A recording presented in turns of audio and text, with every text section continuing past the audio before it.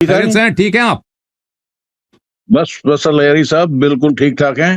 آپ کی سنی ڈبیٹ بڑی اچھی طرح. مجھے بھی آبجیکشن تو بہت ہیں، لیکن آج آپ کے سامنے میں ہلکا پھلکا آبجیکشن چھوٹا سا آپ کے سامنے پیش کرتا ہوں. دیکھتا ہوں کہ آپ اس کا کیا جواب دیتے ہیں، کیونکہ میں زیادہ لاجیکل بندہ ہوں. اس لیے میں یہ کہتا ہوں کہ اگر جو گاڈ ہے وہ آل مرسیفل ہے تو پھر وہ لوگوں کو جلا نہیں سکتا. اگر وہ لوگوں کو جلاتا ہے تو پھر وہ رحمان نہیں ہو سکتا.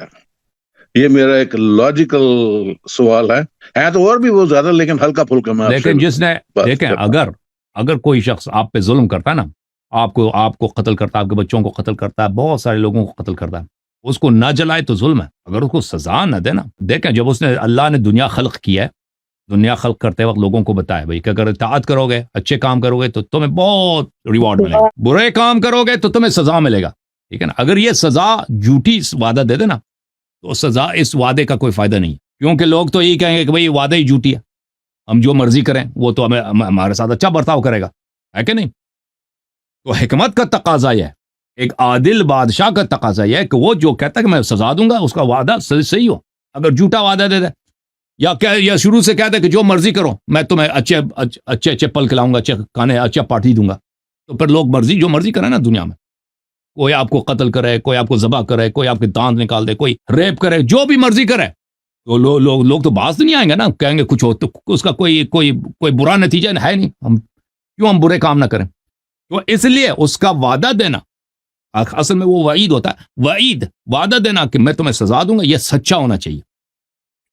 تو یہ وعدے کے لحاظ سے پھر جب آخرت میں جاتے ہیں نا، ایک شخص نے بہت سارے لوگوں کو قتل کیا، اس نے فلاں کو ریپ کیا، فلاں کو قتل کیا. اب اس کو سزا نہ دے تو یہ جن لوگوں کے ساتھ یہ ظلم ہوا ان پہ کے ساتھ بے انصافی ہے. سن رہے نا، ہے کہ نہیں بھائی؟ میں نے آپ کا جواب سنا ہے. اگر اس نے سزا ہی دینی ہے، جلانا ہی ہے، تو پھر کم سے کم وہ اپنے آپ کو آل مرسیفل یا رحمان کرنا بند کر دے، تو پھر میں آپ کی آرگیومنٹ کو تسلیم کروں گا. الرحمان کا مطلب ہے، الرحمان کا مطلب یہ کہ دنیا میں، الرحمان کا مطلب ہے دنیا میں سب کے لیے اس کی رحمت ہے.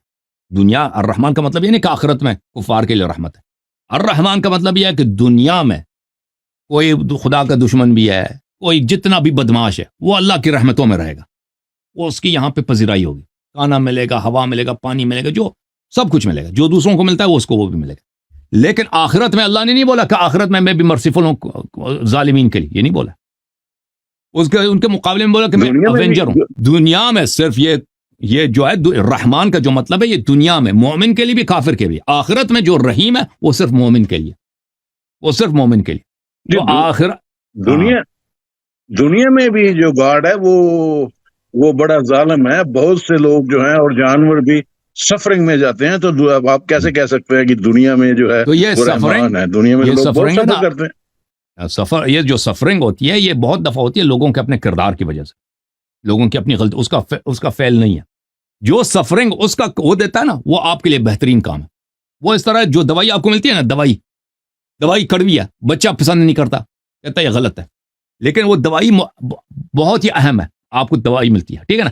ایک سفرنگ ہوتی ہے لوگوں کے کرتوت ہے نا، کسی نے آپ کو قتل کیا، یہ اللہ نے تو نہیں کیا، لوگوں نے کیا نا، یہ اس کی ذمہ، اس نے کہا تھا قتل نہ کرو، کسی نے آپ کو مارا، کسی نے آپ کو گالی دی، یہ تو اللہ تو نہیں، یہ تو اس کی ذمہ داری نہیں ہے نا، یہ تو آپ دنیا والوں کی ہے. اچھا، جو اس کا اپنا فعل ہے، مثلا کسی کو بیماری ہوگی، کینسر لوگوں نے نہیں دیا، اللہ نے دیا، اللہ نے کینسر دیا نا، وہ میرے فعل کی وجہ سے تو نہیں. یہ کینسر جو ملتا ہے یہ انسان کے خیر میں، انسان کو پتہ نہیں ہوتا، کیونکہ اس کینسر کی وجہ سے اس کے گناہ معاف ہو جاتے ہیں. اس کینسر کی وجہ سے اس نے جو آخرت میں سزا، اس کو سزا ملنی تھی، وہ آخرت میں سزا نہیں ملے گا، دنیا میں اس کو سزا ملے گا، بس یہ کینسر اس کی سزا ہو گیا، آخرت میں سیدھا جنت. ٹھیک ہے نا؟ اور بھی اس کے بہت سارے فائدے ہیں. میں ایک حدیث آپ کو سناتا ہوں. اس حدیث میں یہ ہے کہ امام جعفر صادق علیہ السلام نے روایت کیا ہے کہ اگر 3 چیزیں نہ ہوتی تو بنی آدم کبھی اپنا سر نیچے نہ کرتے. ایک منٹ میں وہ حدیث آپ کو نکل.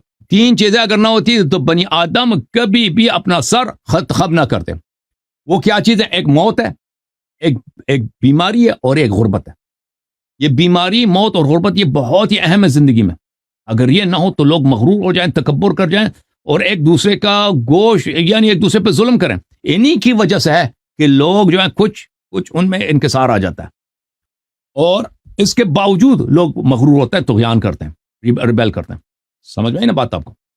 اور جہاں پہ جانوروں کا تعلق ہے, جانور اگر سفرنگ کرتے ہیں تو جانوروں کو وَإِذَا الْوُحُوشُ حُشِرَتْ, اللہ تعالیٰ قیامت کے دن جو دنیا جانور میں سفر کیا ان لوگوں کو اللہ تعالیٰ کو اجر دے گا, اور جن لوگوں نے جانوروں پہ ظلم کیا اللہ تعالیٰ کو سزا دے گا. یہ سب اس کا حساب کتاب ہے. اگر حساب کتاب نہ ہوتا نا تو پھر صحیح بات ہے, ظلم ہے. لیکن اگر حساب کتاب ہے, اجر ملے گا, سزا ملے گا, تو پھر کوئی ظلم نہیں. ٹھیک ہے نا پال بھائی؟ ٹھیک ہے, شکریہ اللہ یاری صاحب, آپ کی انفارمیشن سن لی ہے. ابھی تک تو وہ نہیں ہے, لیکن بعد میں اس کے بارے میں سوچوں گا, اور اگر مجھے کبھی ٹیکسس آنے کا موقع ملا تو آپ سے ضرور مل کے آئیں گے انشاءاللہ. میں ٹیکسس میں نہیں ہوتا. اوکے اللہ یاری صاحب, thank you sir, thank you.